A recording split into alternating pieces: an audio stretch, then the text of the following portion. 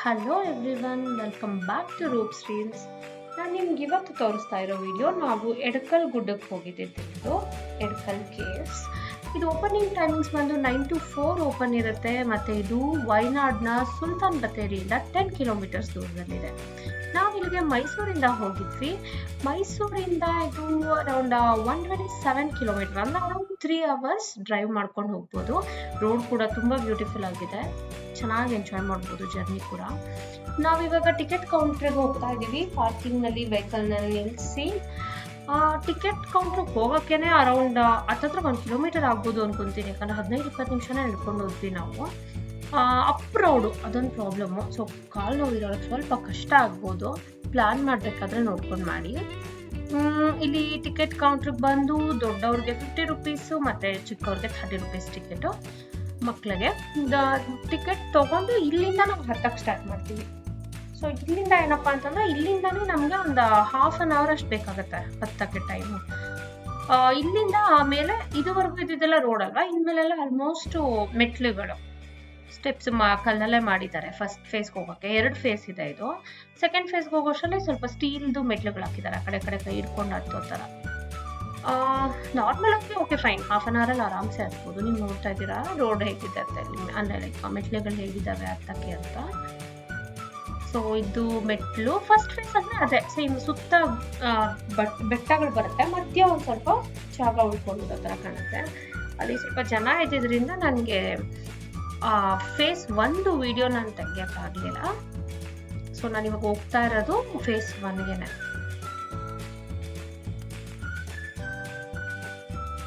ನೋಡಿ ಎಷ್ಟು ಚಿಕ್ಕದಾಗಿದೆ ಜಾಗ ಅಂತ. ಅಲ್ಲಿ ಹತ್ಕೊಂಡು ಹೋಗ್ಬೇಕಾಗತ್ತೆ. ಅಲ್ಲಿ ಹೋದಾಗ ಸೇಮ್ ಇದೇ ಥರ ಸುತ್ತ ಬಂಡೆ ಇರುತ್ತೆ, ಮತ್ತು ಸೆಂಟ್ರಲ್ಲಿ ನಮಗೆ ಸ್ವಲ್ಪ ಸ್ಪೇಸ್ ಇರುತ್ತೆ.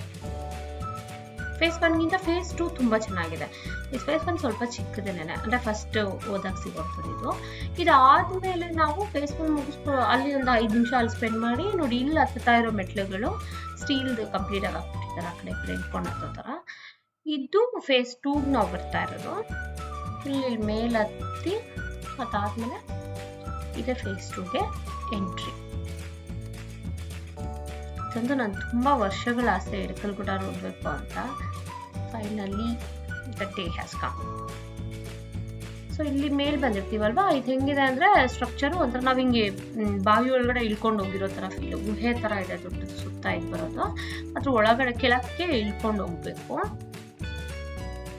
ಮತ್ತು ಅದ್ರ ಇಲ್ಲಿ ಒಳಗಡೆ ಎಲ್ಲ ಏನೇನೋ ಕೆತ್ತನೆ ಇದೆ, ಅದಿಷ್ಟು ತುಂಬ ಹಳೇದದು ಅಂತ.